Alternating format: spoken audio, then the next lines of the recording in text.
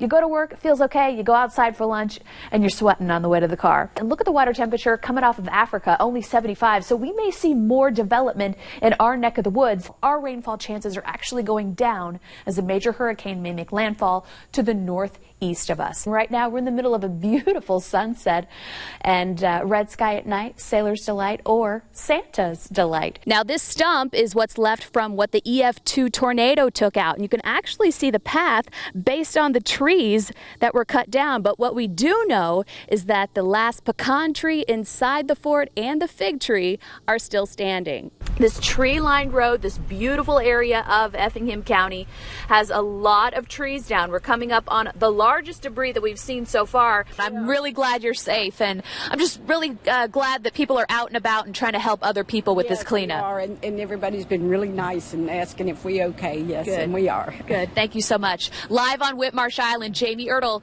WTOC News. The 5 o'clock advisory in from the National Hurricane Center, and this is the end of the track with a major hurricane making landfall somewhere along the South Carolina through North Carolina coastline, with the most damaging part of a landfalling hurricane most likely being in North Carolina. Dangerous storm surge, and now over 3 feet of rain expected for parts of North Carolina. And that's Friday early afternoon, and then once it makes it into land, the steering currents kind of change and they actually almost stop. And that's the problem that we may encounter heading into the weekend as far as increased rain chances. The landfalling part of the hurricane is the most dangerous with storm surge and those hurricane winds. We do not have to worry about a direct landfall in Savannah. We have to worry about the rains once that storm may meander towards us. These are the tropical spaghetti plots, and they are in major agreement right here through North Carolina.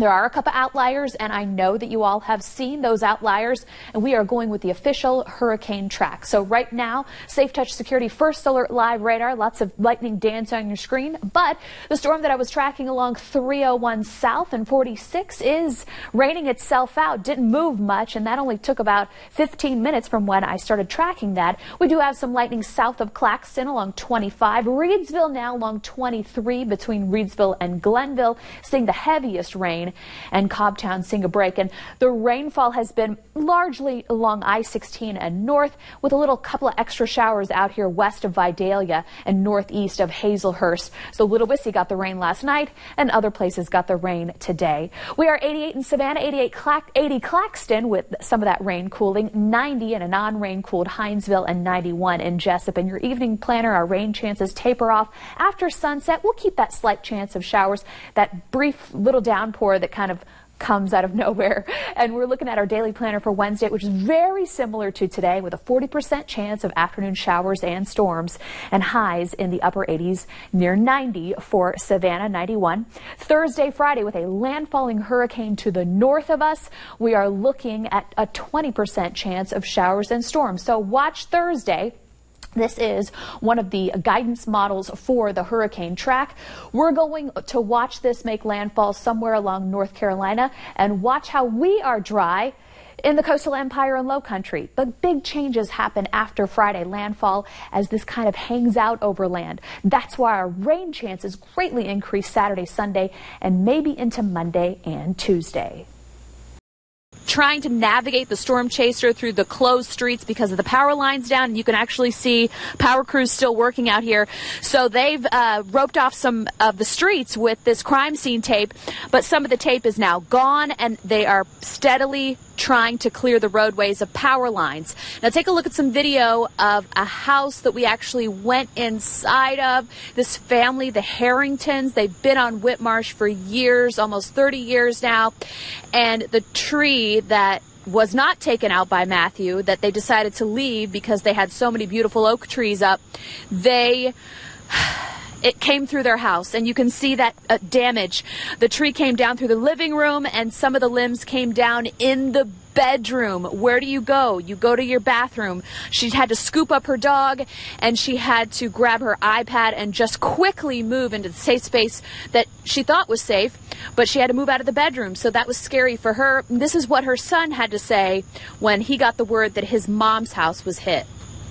It's one of those things, you don't really process it until you see it, and to see the whole neighborhood the way it is with tractors and everything clearing the roads, it's surreal when you actually see it. But after Hurricane Matthew, everything just kind of just fits into place. This is all minor after Hurricane Matthew, so we're ready at all times.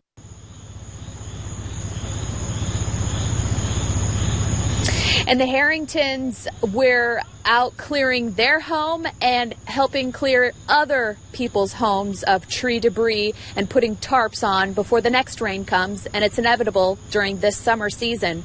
So you're taking a live look from the WTOC Storm Chaser with our monitor in the back. A couple of videos, very compelling videos, have been shared, and this is my Facebook page. I have it pulled up, and you can go look at those videos. The National Weather Service will be out here touring the damage tomorrow and taking a look at some of this video.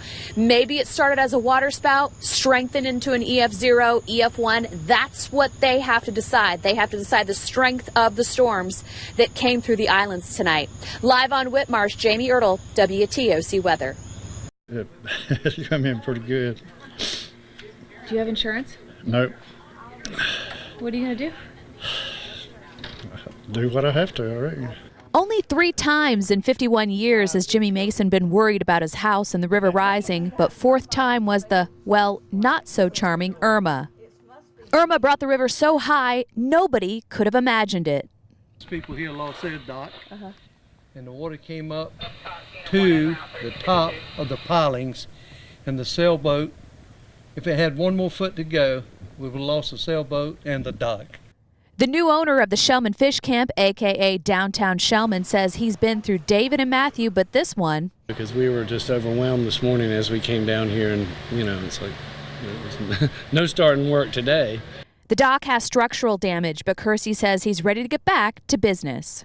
And I think we'll get through it and make some changes that improve for the next storm, but it certainly was an eye-opener.